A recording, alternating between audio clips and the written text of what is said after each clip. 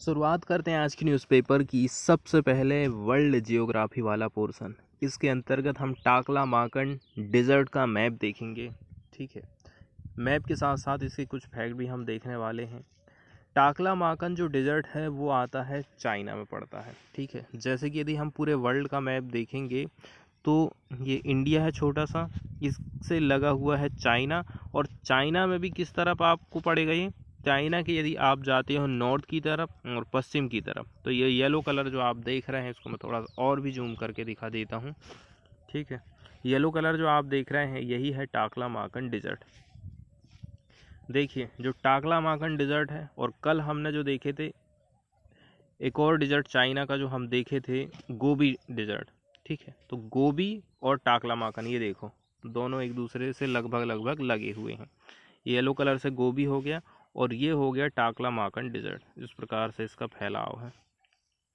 तो गोबी डिज़र्ट हमने देखे थे, कुछ हिस्सा मंगोलिया में है और कुछ हिस्सा चाइना में है, और टाकला माकन पड़ता है पार्टिकुलर चाइना में। और फिर टाकला माकन डिज़र्ट से हिमालयन रीजन लगा हुआ है। तो ये तो हम देख लिए हैं कि टाकला माकन डिज़र्ट की लोकेशन आखिर है कहाँ पर। इसके बाद हम देख लेंगे इसके प्रमुख fact. It is a desert in south west Xinjiang north west China. Particular China के कौन से एरिया में पड़ता है, जिनजियांग नॉर्थ वेस्ट, उत्तर और पश्चिम की तरफ। ठीक है, और जिनजियांग किधर, साउथ वेस्ट वाले हिस्से में। अब इसकी हम बाउंड्री की बात करें तो ये बाउंडेड है by the Kunlun mountain to the south. इसके साउथ की तरफ आप जाओगे तो कुनलुन माउंटेन पड़ेगा। यहाँ पर क्लियरली इसको दिखाया नहीं गया है।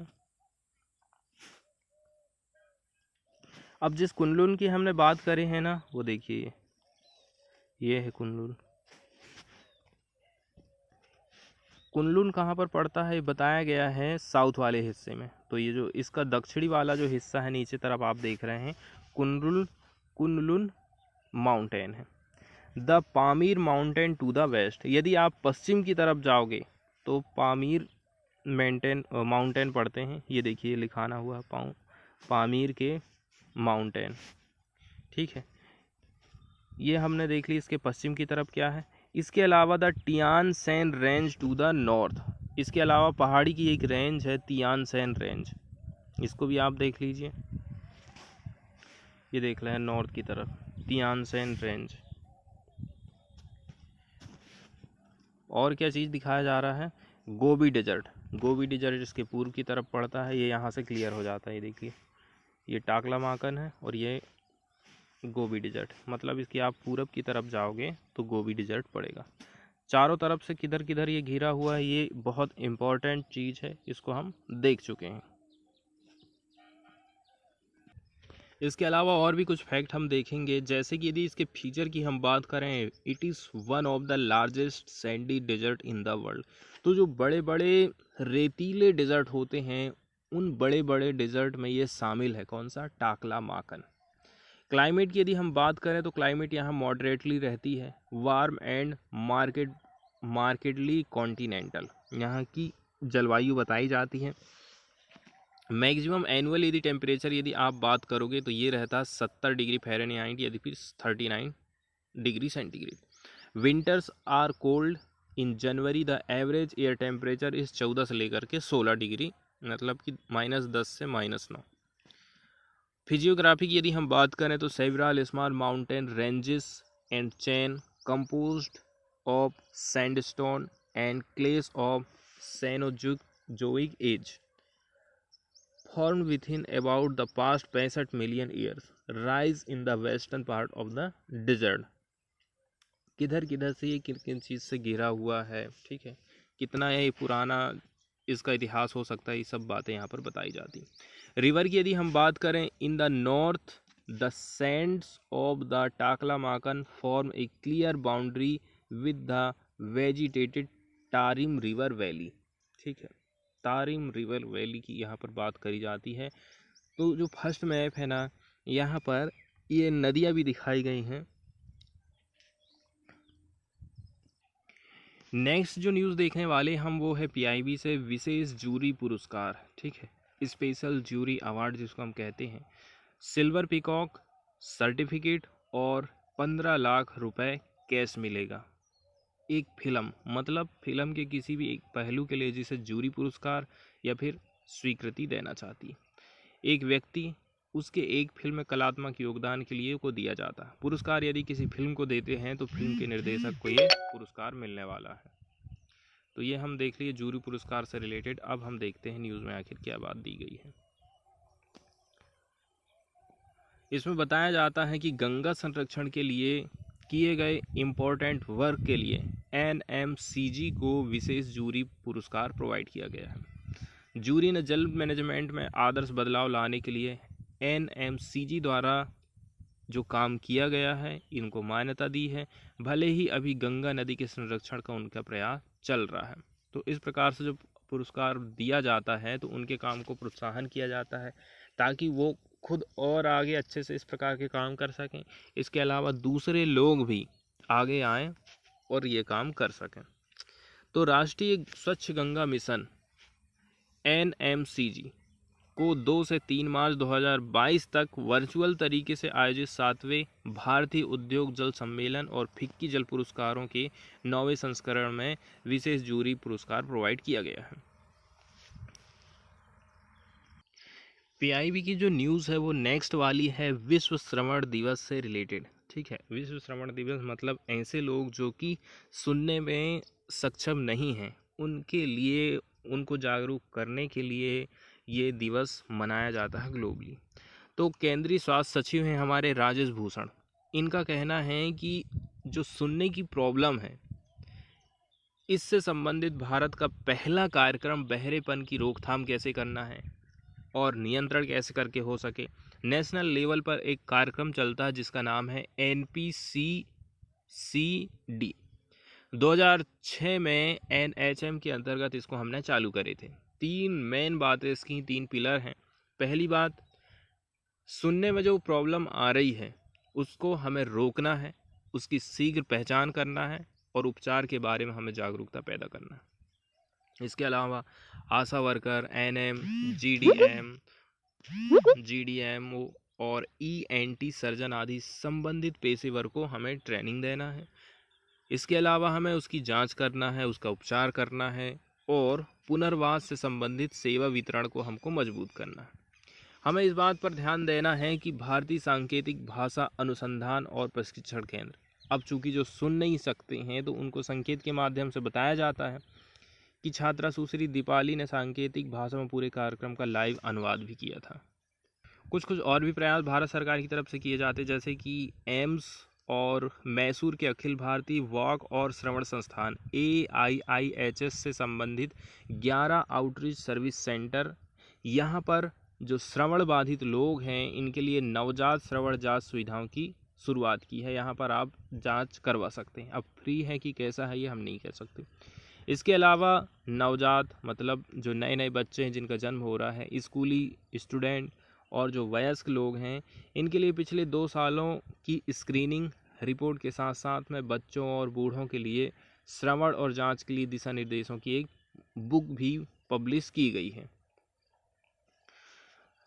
अब सरकार का कहना है, मतलब स्वास्थ्य मंत्री का, कि भारत में हर साल 1 लाख से अधिक शिशुओं के सुनने की समस्याओं का निदान किया जाता है। ठीक है, हर साल इतना उपचार किया जाता है, इनका ऐसा कहना। उन्होंने आगे भी इस बात ये कहा है कि पता चलता है कि यह एक उभरती हुई चुनौती है। इन दिशा निर्देशों से विभिन्न आयु वर्गों को लाभ होगा, इसलिए इन्हें बढ़ावा देने की ज़रूरत है। इसके बाद वाली न्यूज़ हम देखने वाले हैं क्वाड ग्रुप से रिलेटेड। क्वाड की मीटिंग होती है एमिड tensions over Ukraine. Prime minister Narendra Modi and leader of Japan and Australia took part in A suddenly convent, अचानक बुलाए गए क्वाड समिट में, जिसको होस्ट किया गया था US प्रेसिडेंट जोसेफ बाइडेन के द्वारा on Thursday to announce a new mechanism for humanitarian assistance. जिस प्रकार से ये क्राइसिस आया है तो उसके लिए जो क्वाड ग्रुप है कैसे करके कुछ ह्यूमैनिटेरियन असिस्टेंस, मदद, मानवीय सहायता प्रोवाइड कर सकता है, इसी के लिए ये क्वाड का समिट आयोजित किया गया था। In the Indo Pacific and the impact of Ukraine crisis on the region. तो Indo Pacific Indo Pacific region में और यूक्रेन क्राइसिस का हमारे रीजन में क्या इम्पैक्ट पड़ने वाला है, इसको लेकर के ये बैठक हुई थी। मीटिंग इस टाइम में हुई है जबकि डीप डिवीज़न है within the Quad group, as India has chosen to abstain from every vote to UN. हर एक जहाँ पर वोटिंग करना था यूनाइटेड नेशन ने इंडिया ने क्या काम करा है, वहाँ से अब्सेंट मार दिया है, तो टेंशन काफ़ी बढ़ गई है।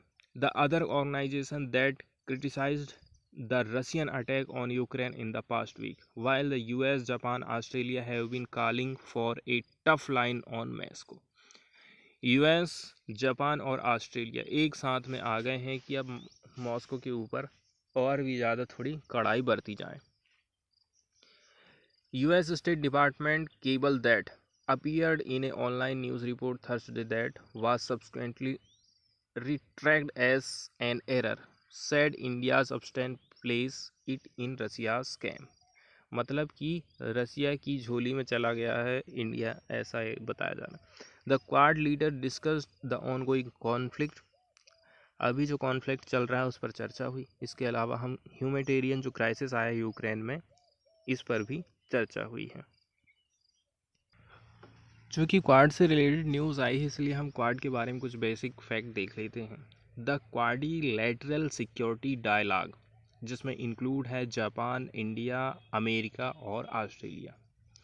All for nation find A common ground of being the democratic nation, चारों के चारों जो है यहाँ पर डेमोक्रेसी है, and common interest of unhindered maritime trade and security, और सबका मैरीटाइम सिक्योरिटी से और सिक्योरिटी से लेकर के सबका एक ही इंटरेस्ट है।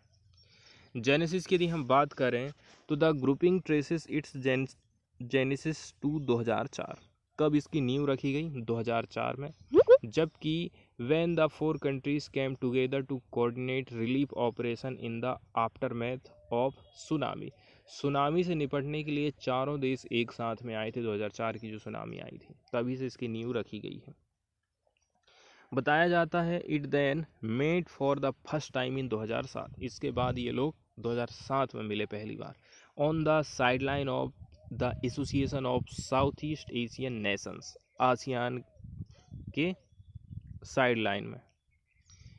आगे बताया जा रहा the intention was to enhance maritime cooperation between the four nation, चारों देशों के बीच में जो मैरीटाइम कोऑपरेशन है, समुद्री जो सहयोग है, उसको कैसे करके हम बढ़ा सकते हैं, इसको इस बात पर जोर दिया गया था। सिग्निफिकेंस की यदि हम बात करें, Quad is a opportunity for like minded country to share notes and collaborate on project of mutual interest, mutual interest वाले जो भी प्रोजेक्ट हैं उनको आपस में शेयर करना है, कोलैबोरेशन करना है। Member share a vision of an open and free Indo Pacific reason, सब लोग ये चाहते हैं कि इंडो पैसिफिक रीजन में जो व्यापार होता है, जो जो कंट्रीज आती हैं वहाँ पर ट्रेड जो है वो फ्री होना चाहिए। Each is involve in development and economic project as well as promoting maritime domain awareness, maritime security. It is one of the many avenues for interaction among India, Australia, Japan, US, and should not be seen in an exclusive context.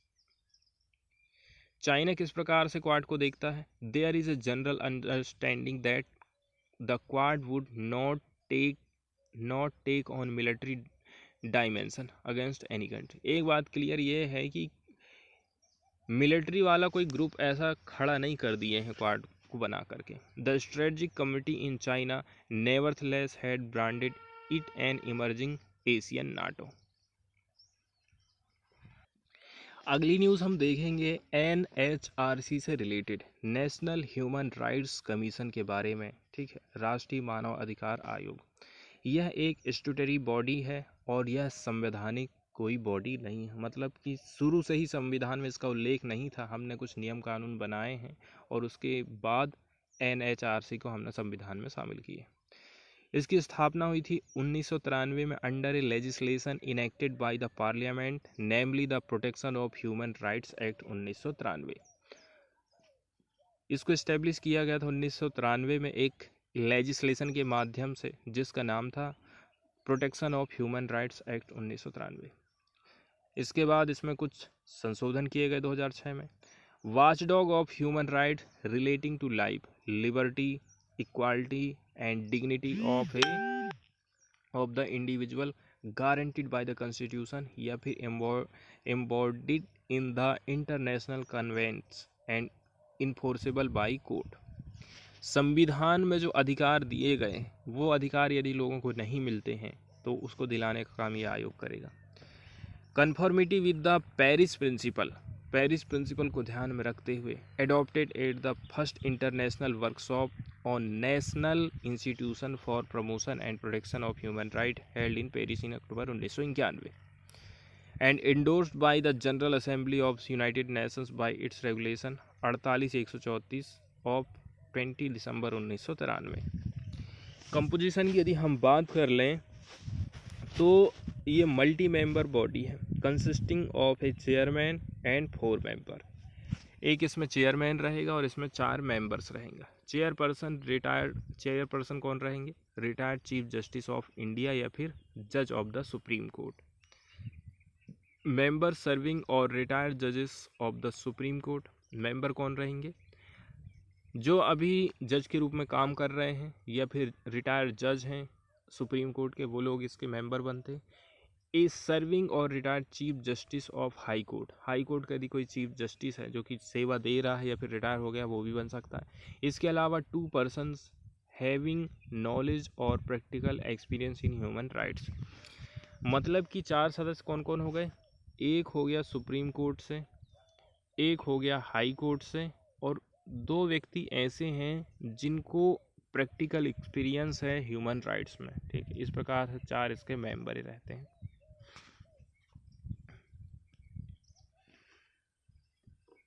4 ex officio member भी रहते हैं इसमें। ठीक है, the chairman of the National Commission for minority, the National Commission for एससीज, ठीक है, इसके अलावा National Commission for STs, National Commission for BCs and National Commission for women, ये लोग भी शामिल होते हैं। अपॉइंटमेंट की यदि हम बात करें, appointed by the president on the recommendation of A 6 member committee consisting of, appointed president appointed करता है, ठीक है, रिकमेंडेशन कौन देता है? 6 मेंबर की कमेटी। उसमें कौन कौन शामिल है? Prime minister as its head, speaker of Lok Sabha, deputy chairman of the Rajya Sabha, मतलब चेयरमैन नहीं deputy chairman, leader of the opposition in both houses of parliament, इसके अलावा सेंट्रल के होम मिनिस्टर। ठीक है, बताया जा रहा है एक सिटिंग जज सुप्रीम कोर्ट का या फिर सिटिंग जज chief justice of high court का can be appointed only after consultation with the chief justice of India. उसको हम तभी अपॉइंट करेंगे जब वो मुख्य न्यायाधीश की सहायता से उसको कंसल्ट किया गया हो। यदि हम बात कर लें तो 5 साल या फिर 70 साल तक, जब तक जो भी कंप्लीट हो जाए, एलिजिबल फॉर रीअपॉइंटमेंट, उसको रीअपॉइंटमेंट किया जा सकता है। After tenure both chairperson and member are not eligible for further employment under the central या फिर स्टेट गवर्नमेंट। एक बार यदि आपने यहाँ पर काम कर लिए हो तो अब दूसरी कहीं जगह कहीं जॉब मत करना है, ऐसा कुछ रहता है। रिमूवल की यदि हम बात कर लें तो प्रेसिडेंट रिमूव कर सकता है चेयरपर्सन को या फिर किसी भी मेंबर को। ठीक है, एडजस्ड इन insolvent, engaged in paid employment outside his duty, unfit to continue, unsound mind, convicted and sentenced to imprisonment, misbehavior है। Salary allowance and other condition of service of the chairperson या फिर member are determined by the central government, cannot be varied to his disadvantage। Headquarter की यदि हम बात करें तो इसका हेडक्वार्टर है दिल्ली में। Can also establish eight other places, लेकिन इसको अदर जगह पर भी इस्टेब्लिश किया जा सकता है। पावर टू रेगुलेट इट्स आउन प्रोसीजर, इसके पास पावर रहती है कि वो खुद की प्रोसीजर को रेगुलेट कर सकता है। Power of civil court and its proceeding have a judicial character. ठीक है, सिविल कोर्ट के बराबर में इसको पावर रहती है और इसकी जो कार्यवाही रहती है हैव ए जुडिशियल कैरेक्टर, ठीक उसी प्रकार से जिस प्रकार का कैरेक्टर रहता है किसी कोर्ट का। empowered to utilize the services of any officer investigation agency of central government or any state। ठीक है, इसके अलावा not empower to inquire into any matter after the expiry of 1 year from the date. कोई case है 1 साल से ज़्यादा हो गया है तो उसकी इंक्वायरी ये नहीं कर सकता है। On which act constituting violation of human right is alleged, look into a matter within 1 year for of its occurrence. मतलब कोई घटना घटित हुई है तो 1 साल के भीतर ही आपको यहाँ पर आयोग को रिपोर्ट देना पड़ेगा। इसकी भूमिका की यदि हम बात करें तो इसकी जो रोल है मेनली रिकमेंडेड वाला है, inform about action taken within 1 month. ठीक है, ये खाली रिकमेंड करने का काम करता है। ठीक है, inform about action taken within 1 month. No power to punish the violator of human rights nor to award any relief including monetary relief. ना तो ये अपराधी को सजा दे रहा है, ना ही ये पीड़ित व्यक्ति को किसी प्रकार का कंपनसेशन दे रहा है। Not binding on the concern government या फिर अथॉरिटी, किसी भी गवर्नमेंट को ये बाइंडिंग नहीं है। Limited role powers and jurisdiction with respect to arm forces. Arm forces की यदि हम की तरफ यदि जाएंगे तो लिमिटेड रोल है, लिमिटेड पावर है and jurisdiction with respect to arm force. Submits its annual और स्पेशल रिपोर्ट टू यूनियन या फिर स्टेट गवर्नमेंट। इस प्रेसिडेंट को ये लोग अपनी रिपोर्ट नहीं देते हैं। किसको देते हैं? राज्य सरकार और केंद्र सरकार को देते हैं। परफॉर्मेंस की यदि हम बात करें तो एबॉलिशन ऑफ बॉन्डेड लेबर। तो the various human rights issues taken up by the commission are follows. तो क्या क्या चीज़ ये देखते रहता है? Abolition of bonded labour, functioning of the mental hospital at Ranchi, Agra and Gwalior, functioning of the government protective home women Agra, issue concerning right to food, review of child marriage restraint act 1929। ये बहुत सारी बातें हैं इससे रिलेटेड।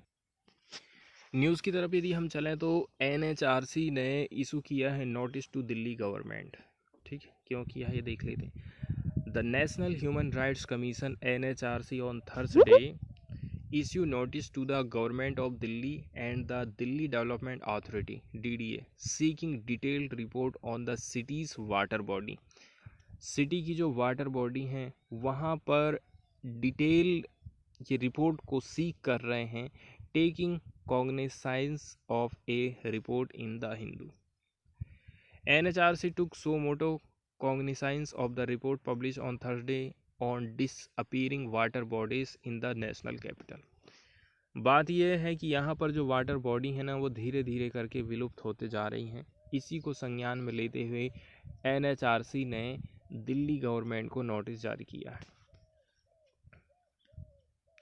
तो कमीशन ने यह observe किया है कि issue raised in the media report is matter of concern. There are laws and guideline to safeguard such vital component of environment.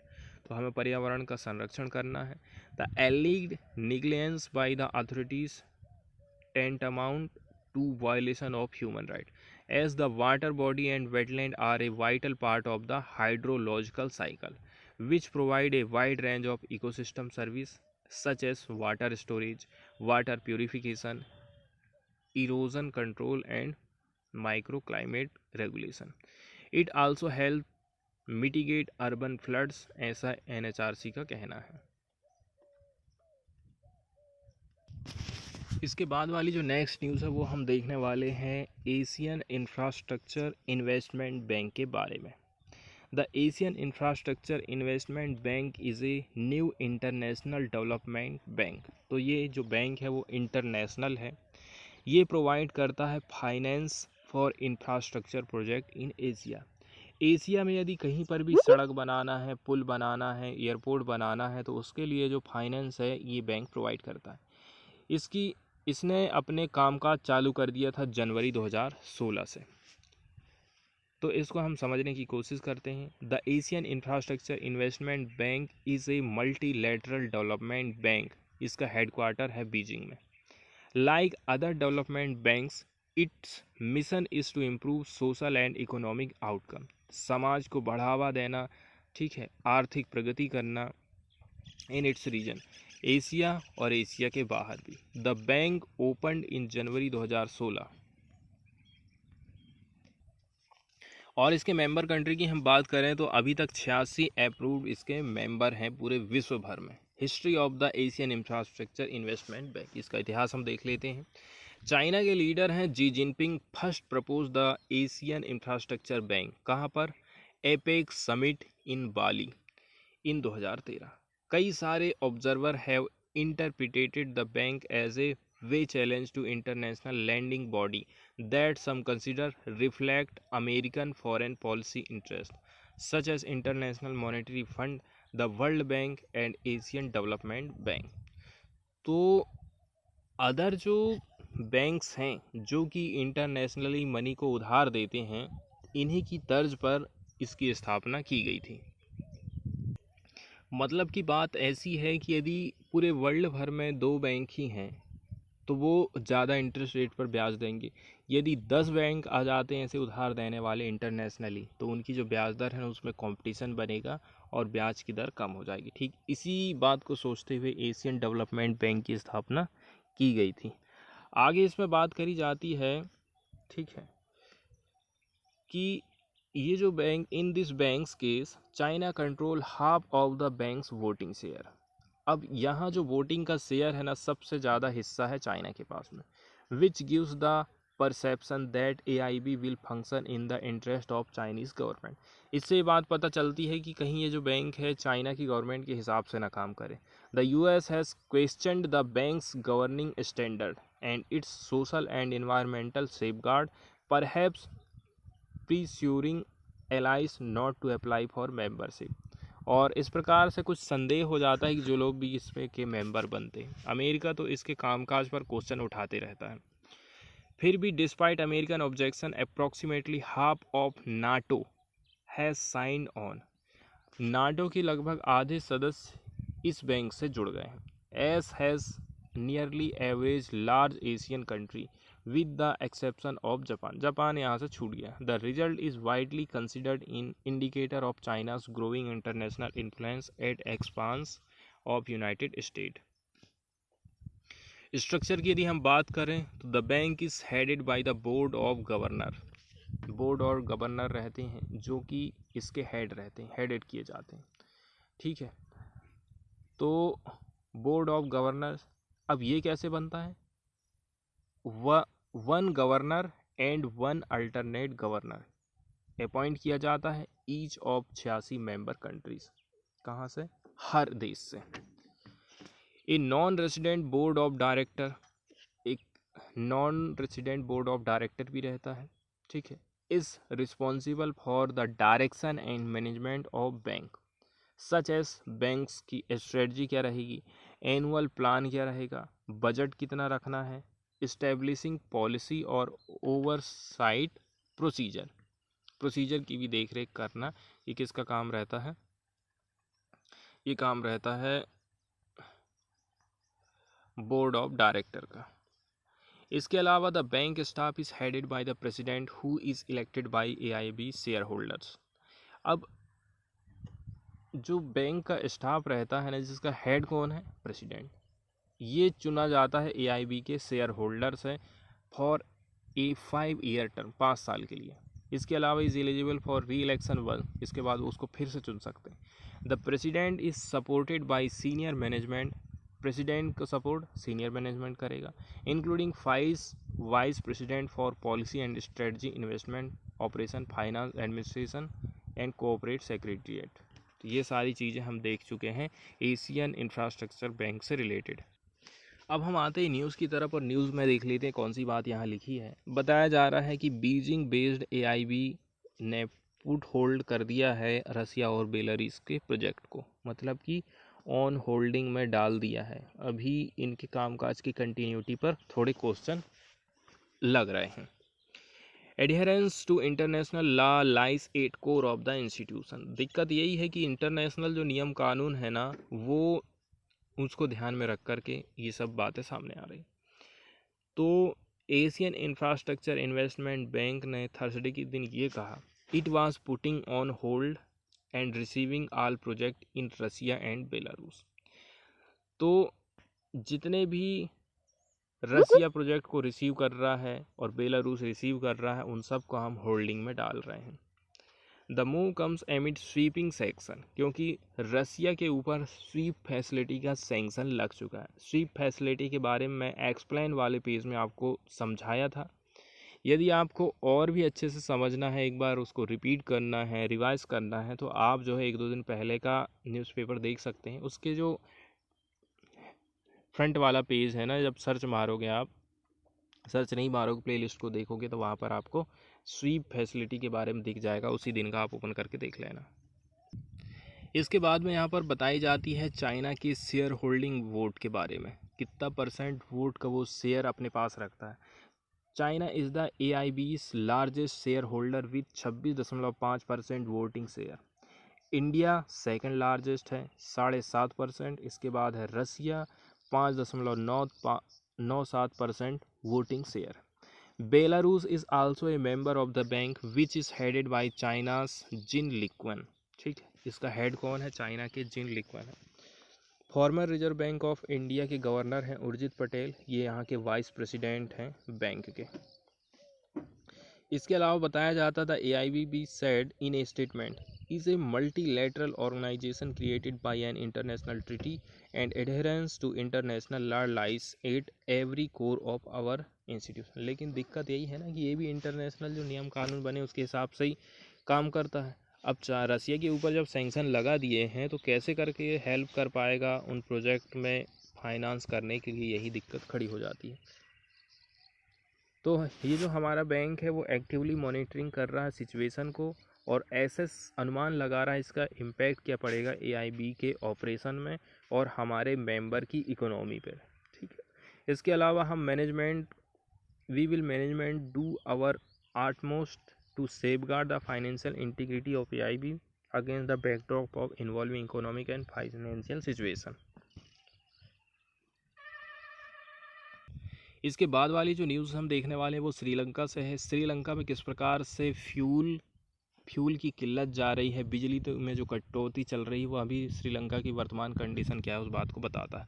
सरकार की आलोचना के बाद ऊर्जा उद्योग मंत्री को बर्खास्त कर दिया गया है। ठीक है, इसके प्रकार की प्रतिक्रिया सामने आ रही। पूरे श्रीलंका में ईंधन की कमी है और बिजली में कटौती हो रही है। से द्वीप राष्ट्र है, इसके लगातार आर्थिक संकट के बिगड़ने का खतरा बना हुआ है, जबकि नागरिकों के विरोध को और भी ज़्यादा आग मिल रही है। ईंधन स्टेशनों के बाहर वाहन उपयोगकर्ताओं की लंबी कतारें इस सप्ताह राजधानी कोलंबो और देश के कई हिस्सों में हम देख सकते हैं, क्योंकि श्रीलंका ईंधन का आयात करने के लिए अब उसके पास डॉलर बचा नहीं है कि हम बाहर से इंपोर्ट कर सकें। पहले से ही एक गंभीर डॉलर की कमी चल रही है। ठीक है, इसके चलते चलते तेल की जो कीमतें हैं ना उसमें बढ़ोतरी हो गई है। आगे यहाँ पर बताया जाता है कि the problem facing the country is not a power generation. तो देश की मेन समस्या ये नहीं है कि हम पावर जनरेशन नहीं कर पा रहे हैं या फिर फ्यूल का शॉर्टेज है, लेकिन the non availability of dollar, हमारे पास डॉलर ही नहीं है तो हम कैसे करके अपना काम चलाएंगे। एनर्जी मिनिस्टर उदया पिल्ला ने ये रिसेंटली बात कही थी पार्लियामेंट में। श्रीलंका के जो फॉरेन रिजर्व है ना, टोटल जो है जस्ट ओवर $2 बिलियन।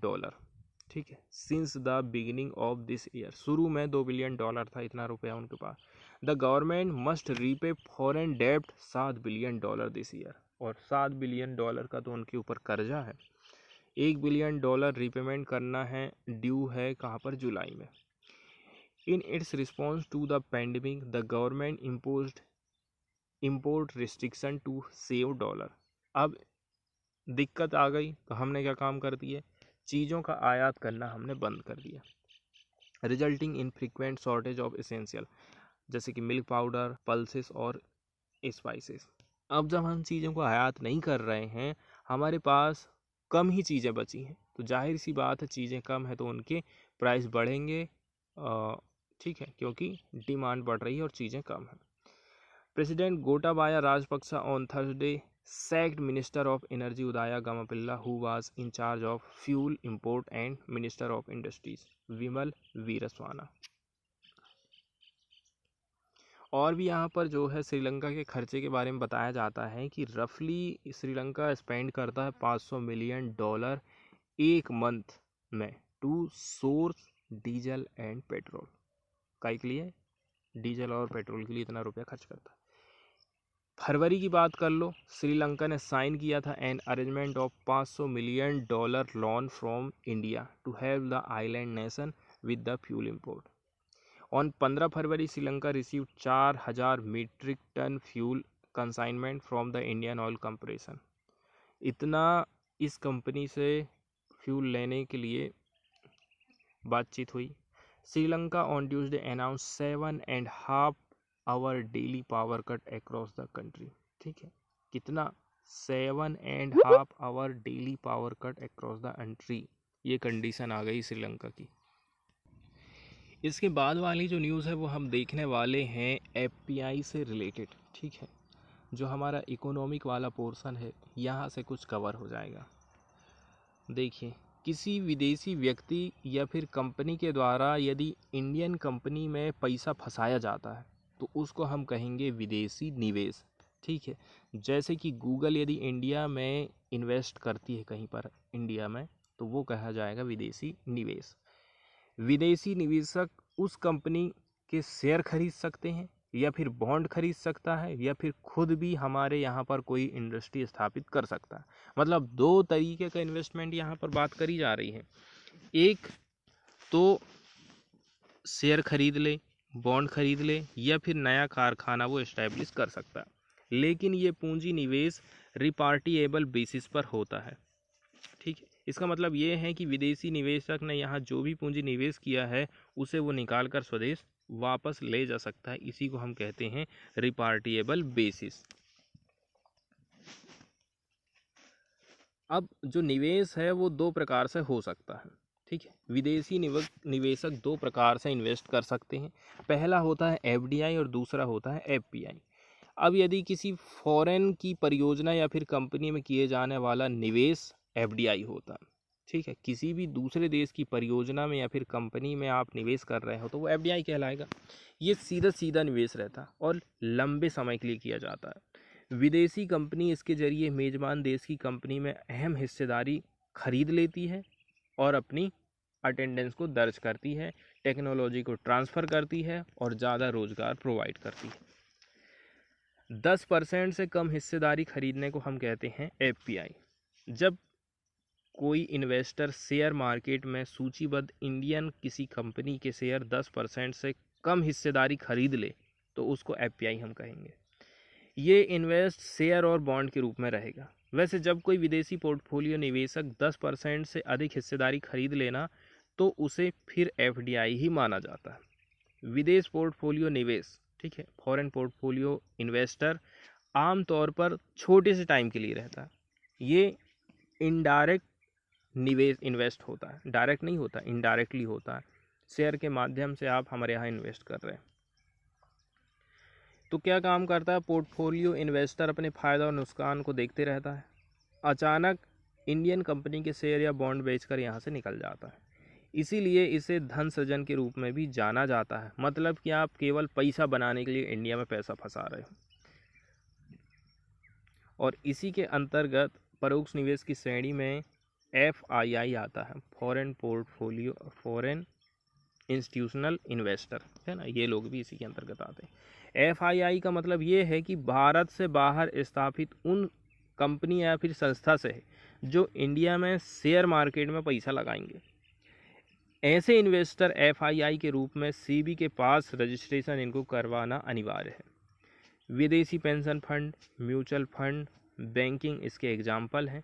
भारत में आरबीआई और इंडस्ट्रियल पॉलिसी और संवर्धन विभाग डीआईपीपी विदेशी निवेश के आंकड़े जारी करते रहते हैं। कुछ और बातें हैं यहाँ पर जिनको जानना ज़रूरी है ग्रीनफील्ड और ब्राउनफील्ड के बारे में। एफडीआई का स्वरूप कई किस्म का हो सकता है, कई तरीके से आप एफडीआई में इन्वेस्ट कर सकते हैं। एग्जाम्पल के लिए ग्रीनफील्ड और ब्राउनफील्ड, जब कोई बाहर की कंपनी भारत में निवेश करके अपना कोई इंडस्ट्री स्थापित कर दे, ठीक है, कोई डिस्ट्रीब्यूशन फैसिलिटी बना दे या नया स्टोर चालू कर दे तो इसको हम ग्रीनफील्ड एफडीआई करेंगे। लेकिन जब कोई बाहर की कंपनी भारत में नया कारखाना लगाने के बजाय पहले से ही चल रहे कारखाने में हिस्सेदारी खरीद ले अधिग्रहण कर ले या फिर उसके मैनेजमेंट पर अपना कंट्रोल हासिल कर ले तो उसको हम कहेंगे ब्राउनफील्ड एफडीआई। मतलब नया इंडस्ट्री स्थापित कर रही है तो ग्रीनफील्ड, पुराने में ही अपनी हिस्सेदारी खरीद ले रही है तो उसको हम कहेंगे ब्राउनफील्ड। अब दो टाइप के रूट होते हैं, एक गवर्नमेंट रूट होता है और एक ऑटोमेटिक रूट होता है। जब भी कोई बाहर की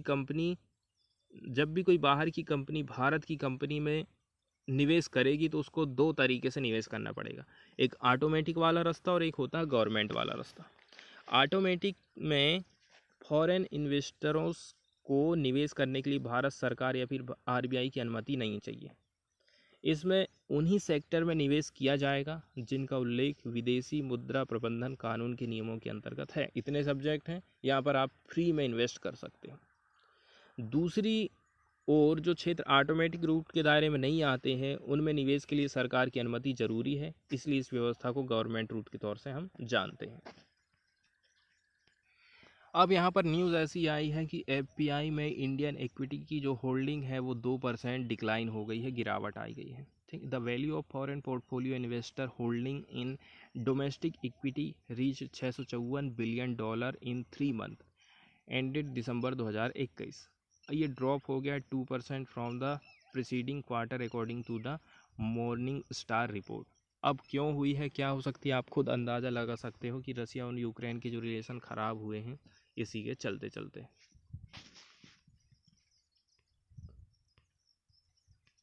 नेक्स्ट न्यूज़ जो आई है वो यूट्यूब से लेकर के आई है। YouTube American online video sharing की कंपनी है और सोशल मीडिया प्लेटफार्म है जिसका मालिक है गूगल। इसको लॉन्च किया गया था 14 फरवरी 2005 को स्टीवन चैन और चाड हर्ले और जावेद करीम के द्वारा। It is the second most visited website right after the Google. Google के बाद सबसे ज़्यादा सर्च किया जाता है यूट्यूब को। इसका हेडक्वार्टर कहाँ पर है, San Bruno California United State में। फाउंडर के नाम हम देख चुके हैं। अब हम चलते हैं न्यूज़ की तरफ। यहाँ पर बताया जाता है कि यूट्यूब के जो क्रिएटर हैं, जिन जिन लोगों ने चैनल बनाए हैं, उन लोगों का जो कारोबार है कितना रहा है, कितना इन्होंने इकोनॉमी में कंट्रीब्यूशन दिया है। इनका कंट्रीब्यूशन रहा है 6,800 करोड़ टू इकोनॉमी इन 2020। ये 2020 का आंकड़ा है, 21 में और भी ज़्यादा होगा और 22 में और भी ज़्यादा आने वाला है। और यहाँ जो इतना कंट्रीब्यूशन हुआ है ये 6.83 लाख जॉब जनरेट करने के बराबर है। The creator ecosystem at YouTube contributed an estimated 6,800 crore to the Indian GDP and generated more than 6.83 lakh full time equivalent job in India. तो 6.5 लाख जॉब के बराबर में यहाँ पर कंट्रीब्यूशन हुआ है according to report by Oxford economics, release किया गया था थर्सडे के दिन। 2021 में सर्वे किया गया था more than 6,000 Indian users and businesses. अब कुछ डाटा देख लीजिए आप, देखिए with the member of channel in India having more than 1 lakh subscriber, 1 lakh subscriber हो चुके हैं। इसके अलावा now 40,000 making a growth in excess of 45% year on year. 40,000 के हिसाब से इनकी बढ़ोतरी हो रही है, मतलब 45% की वृद्धि साल दर साल हम देख रहे हैं। Today the number of channel earning at least 1 lakh in revenue has increase 60%। ऐसे चैनल जो कि 1 लाख कमा रहे हैं, 60% की वृद्धि हो रही है ईयर ऑन ईयर, ऐसा यहाँ पर बताया जाता है। देखिए एक्सप्लेनर वाले पेज से तो ज़्यादा आज कुछ खास चीज़ें आई नहीं हैं, तो हम जो है कुछ डाटा दिए गए हैं, फैक्ट दिए गए हैं, इनको देख लेते हैं। करप्शन कंप्लेंट कितनी आई हैं उसके बारे में ये कुछ फैक्ट प्रस्तुत किए गए हैं। 4,244 the number of complaints anti corruption ombudsman Lokpal has receive between April 2021 से लेकर के 31 जनवरी 2022। 4,244 एक साल में इतनी कंप्लेंट रजिस्टर्ड हुई हैं लोकपाल में। 80% का जंप देखने को मिला है 2020-21 से तुलना यदि हम करेंगे। ठीक है, पिछले साल कितनी थी, 1,427 कंप्लेंट थी 2019-20 में।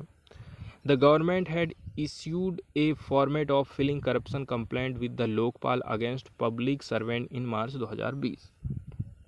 तो गवर्नमेंट ने इशू करी थी कि किस फॉर्मेट में आपको करप्शन की कंप्लेंट को फाइल करना है यदि कोई पब्लिक सर्वेंट है आपसे घूस मांगता है, काम नहीं करता है। तो लोकपाल क्या है? एंटी करप्शन अथॉरिटी है जिसको इस्टेब्लिश किया गया था लोकपाल एंड लोकायुक्त एक्ट 2013 में।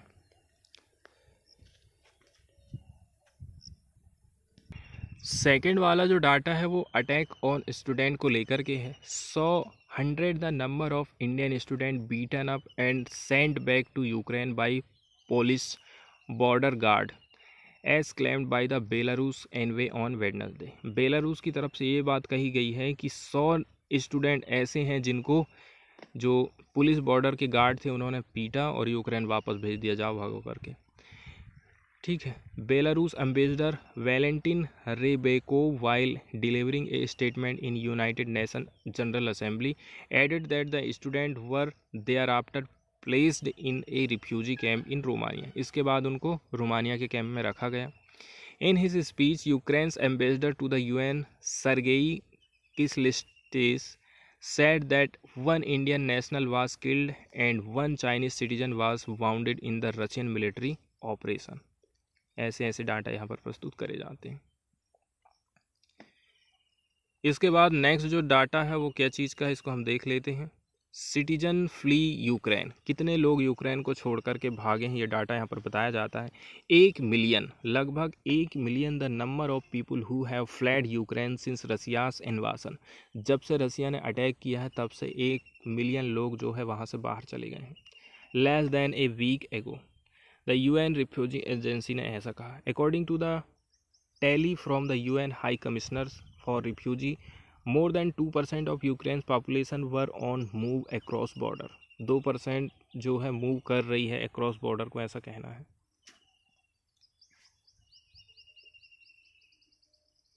बताया जा रहा the biggest refugee crisis this century की सबसे बड़ी रिफ्यूजी क्राइसिस है ये। According to the latest figure 5,50,000 of the refugee had gone to Poland and more than 1,16,000 gone to Hungary. कौन कौन से देशों की तरफ ये लोग जा रहे हैं छोड़ छोड़ के अपने देश को, ये बात बताई जाती है। इसके अलावा इनएक्सेसिबल स्कूल की बात होती है यहाँ पर। ठीक है। 67% ठीक है of girls in urban slums of Delhi, Maharashtra, Bihar और Telangana to attend online classes during the corona induced lockdown in 2020 में कितने परसेंट लड़कियां जो है एजुकेशन को एक्सेस कर पाई, यहाँ बताया जाता है। ये स्टडी है एक एनजीओ के द्वारा, सेव द चिल्ड्रन, इसको कंडक्ट किया गया था फरवरी में लास्ट ईयर। यही बात बताई जाती है कि 68% ऑफ द गर्ल्स, इनकी उम्र है 10 से लेकर के 18, इन्होंने फेस किया है challenge in accessing the health and nutrition service in this state. Since the closure of school 2 in 5 girl, हर 5 में से 2 लड़कियां ऐसी हैं जिन्होंने were not contacted by the school staff, इनके पास कोई फ़ोन ही नहीं आया, ना कोई किसी प्रकार का संपर्क किया गया। It also reduce opportunities for play and recreation, खेल कूद की भी एक्टिविटी बहुत ज़्यादा कम हो गई थी लॉकडाउन लगने के चलते चलते। ऐसे ये डाटा यहाँ पर प्रस्तुत किए जाते हैं। IPL अटेंडेंस लिमिट के बारे में यहाँ पर बात बताई जाती है। 25% in the attendance limit for the fully vaccinated spectator allowed into stadium for the Indian Premier League, ऐसा यहाँ पर कहा जाता है। वैक्सीन जिसने ले लिया है तो 25% यहाँ पर कैपेसिटी बताई जा रही है। द कंपटिशन्स 15वें नंबर का जो एडिशन है will be held in the cities of Mumbai, Navi Mumbai, Pune. 26 मार्च से चालू हो रहा है, लेट मई तक चलेगा। विथ 10 टीम रहेंगी इसमें, है ना, और 70 लीग मैच होने वाले अक्रॉस 4 वेन्यूज़।